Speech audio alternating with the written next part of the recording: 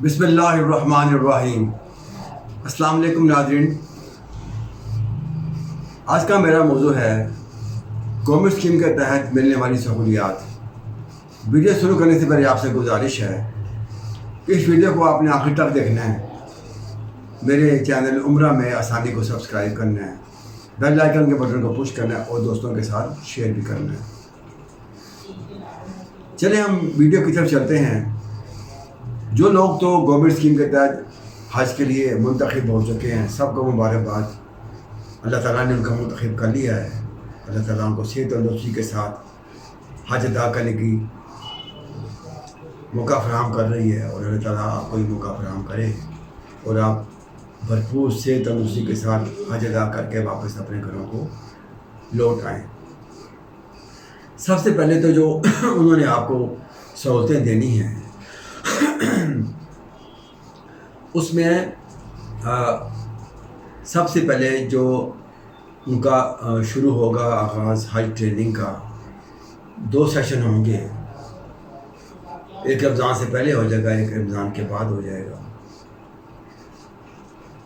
یہ جو ہوں گے یہ آپ کے اپنے علاقے کے قریب قریب آپ کو جگہ بتا دی جائے گی، وہاں آپ کو حج ٹریننگ دی جائے گی۔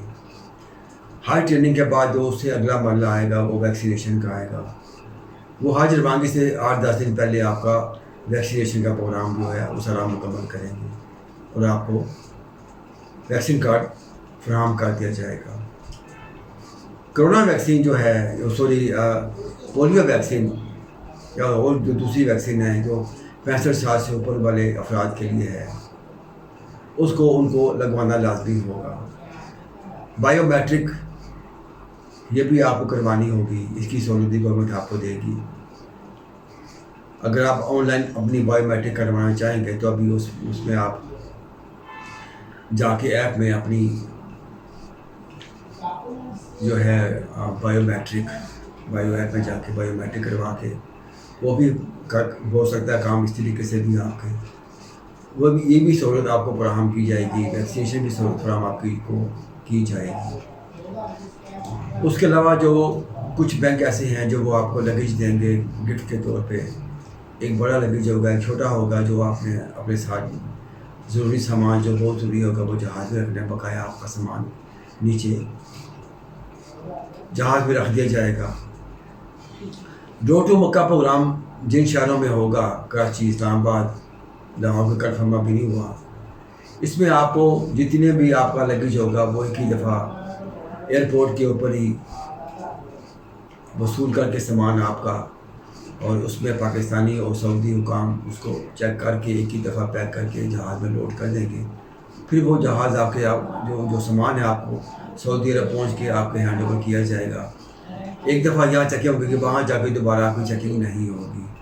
یہ سارے کام آپ کے یہیں مکمل ہو جائیں گے۔ بایو میٹرک بھی آپ کی ہو چکی ہوگی، اور جتنا بھی سسٹم ہوگا وہ آپ کو یہیں سے مکمل ہو جائے گا اور آپ وہاں حج کے لیے روانہ ہو جائیں گے۔ حاجی کیمپ میں جو آپ کو حاجی کیمپ میں بھی ٹریننگ کا پروگرام ہے، جو اس کے قریب لوگ رہ رہے ہوں گے وہ وہاں پہ آ جائیں گے، جہاں گورنمنٹ آف پاکستان نے جو جگہ مقرر کی ہوگی وہاں پہ آپ کو آگاہ کر دیا جائے گا، اور آپ کا حج کا پروگرام وہاں پہ ٹریننگ کا وہ ہو جائے گا۔ یہ جب سارے کام مکمل ہو جائیں گے اس کے بعد آپ کو جو فراہم کیا جائے گا، اس پاسپورٹ آپ کا اپنا ہوگا، ویزا گورنمنٹ فراہم کرے گی آپ کو۔ جب وہ آپ کو فراہم کر دے گی وہ بھی ای ویزا ہی ہوگا۔ جب آپ وہاں پہنچ جائیں گے تو اس میں سارے ڈاکومنٹ آٹومیٹکلی آپ کے پاسپورٹ کے دراز میں وہ جب آپ جہاز میں روانہ ہونے سے پہلے آپ کی ہر چیز اس میں مکمل آپ کی انفارمیشن ہوگی ان کے کمپیوٹر میں، جس کے تحت آپ کا ہر کام مکمل کر کے آپ کو جہاز میں بٹھا دیا جائے گا۔ اس کے بعد اگر آپ کی فلائٹ مدینہ کی ہے تو مدینہ میں آپ کا جو قیام ہوگا وہ 8 سے لے کے 10 دن کا ہوگا۔ شارٹ حج والے لانگ حج والوں کا جو وہاں پہ ہوگا نا قیام، وہ 8 سے 10 دن کا قیام ہوگا۔ 8 دن بھی ہو سکتا ہے اور 10 دن بھی ہو سکتا ہے۔ اگر آپ کا 45 سے 45 دن کا پیکیج ہے اس میں سے یہ دن مائنس کر لیں گے، بقایا آپ کے دن وہ بچیں گے۔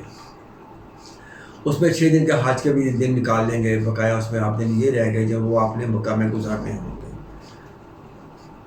اگر تو آپ کی فلائٹ ڈائریکٹ مدینہ گئی ہے تو مدینہ کے مرکزیات کے اندر جو آپ کو ہوٹل دیے جائیں گے وہ سارے واکنگ ڈسٹینس میں ہیں، وہ آپ کو پیدل ہی نمازوں کے لیے آنا اور جانا پڑے گا جتنے دن آپ کا وہاں پہ قیام ہوگا۔ شارٹ حج والوں کا قیام وہاں سے 3 سے لے کے 5 دن کا ہوگا، میکسیمم 5 دن، کم سے کم 3 دن۔ اس میں ان کو بھی واکنگ ڈسٹینس پہ ہوٹل دیا جائے گا، جس میں آپ نے پیدل ہی اپنے ہوٹل سے وہاں پہ آنا ہے اور وہاں سے واپس نماز پڑھ کے واپس آپ نے چلے جانا ہے ہوٹل میں۔ نماز پڑھنے کے بعد کچھ لوگ وہاں قیام کرنا چاہیں گے، وہیں بیٹھے رہیں گے، بسیں البتہ وہاں سے آپ کو مل جایا کرے گی، اور سوری پیدل آپ جا سکتے ہیں، جب مرضی آئیں جائیں، چاہے 7 دن وہاں پہ گزاریں، چاہے بار بار نماز کے لیے آئیں، وہ آپ کی اپنی مرضی پہ ڈپینڈ کرے گا۔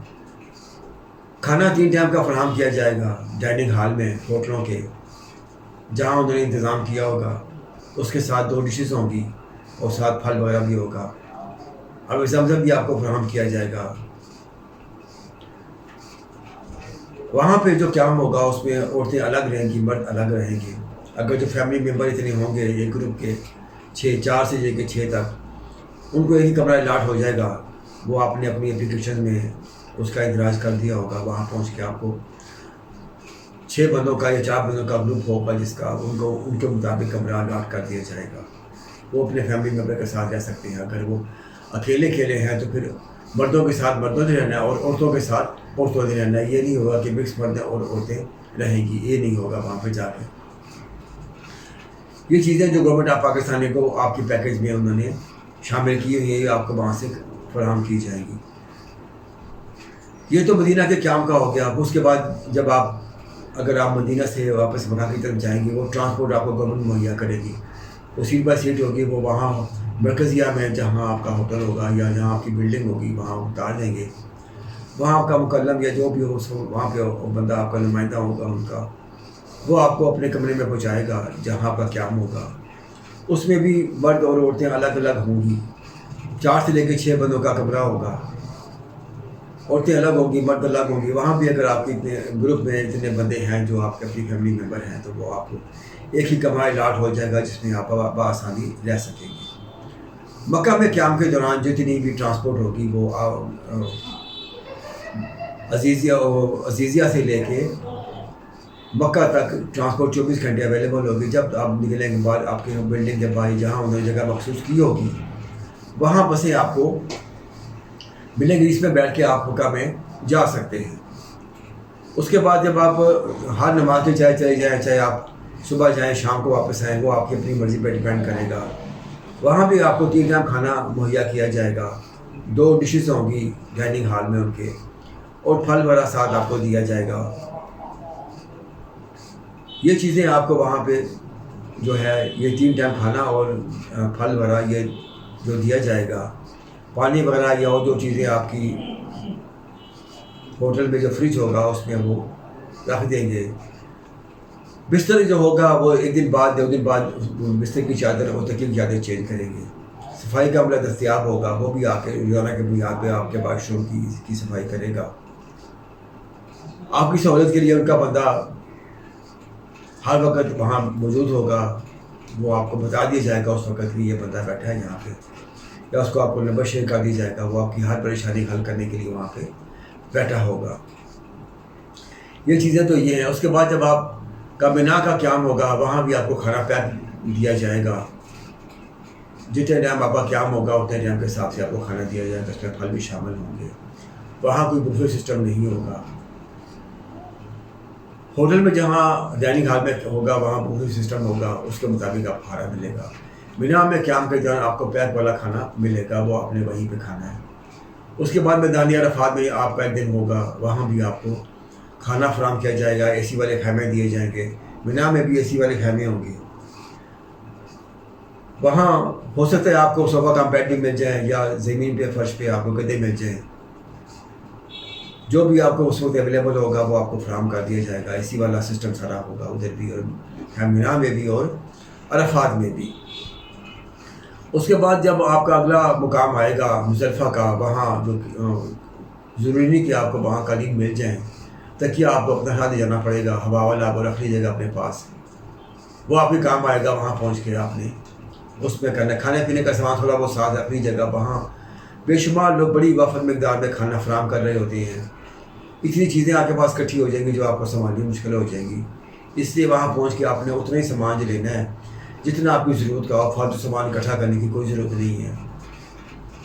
یہ نہ ہو کہ آپ کو بعد میں پھینکنا پڑ جائے. اس لیے جو چیزیں وہاں فراہم کی جائیں گی اس کو آپ نے اپنے پاس محفوظ رکھنا ہے. اپنے پاس تھوڑا بہت خشک میوہ جات کے بسکٹ رکھ لیجیے گا. پانی کی گد بوتل ساتھ رکھ دیجیے گا. پانی بھی آپ کو وہاں وافر مقدار میں شروع میں آپ پکڑ لیں گے، اینڈ پہ جا کے لینے والا کوئی نہیں ہوگا، دینے والے زبردستی آپ کو چیزیں دیں گے.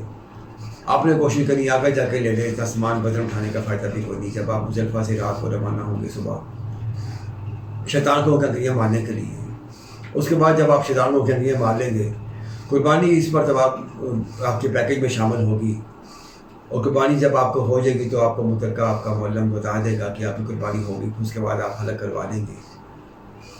یہ آپ کو ٹرانسپورٹ بھی مہیا کی جائے گی وہاں سے مزدلفہ سے جمرات تک. یا جو کچھ لوگ پیدل چلنا چاہیں گے وہ ان کی مرضی ہوگی.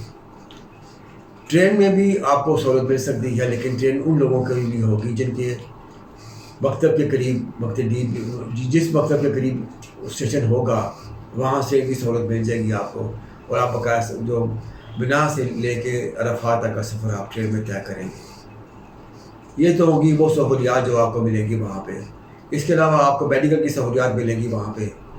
ایمرجنسی میں آپ کو ٹریٹمنٹ دی جائے گی. اگر آپ کا وہاں مزید وہ پروسیس بڑا ہو گیا تو پھر آپ کو ہسپتال میں شفٹ کر دیا جائے گا. وہاں پہ آپ کا فری علاج ہوگا، جس پر ایمرجنسی میں بھی آپ کا اپنا علاج فری ہوگا.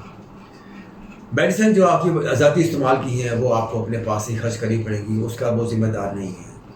اس وقت ذمہ دار ہو گئے جب آپ کو اچانک وہاں کو پرابلم آ جاتی ہے. اس چیز کے وہ ذمہ دار ہیں.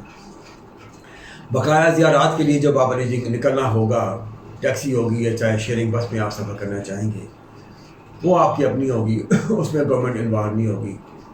وہ آپ اپنی مرضی سے جتنی مرضی آپ جائیں، عمرہ کریں، زیارتوں میں جائیں، وہ آپ کی اپنی مرضی پہ ڈیپینڈ کرے گا.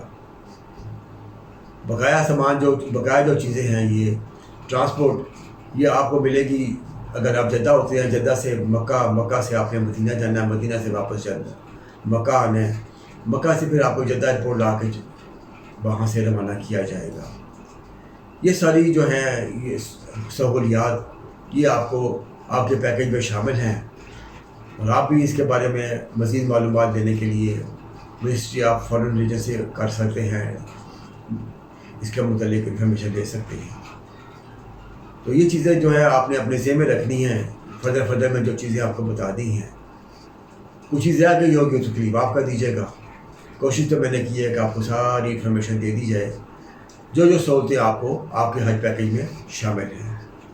اسی کے ساتھ ہی مجھے اجازت دیجیے. السلام علیکم. اللہ حافظ.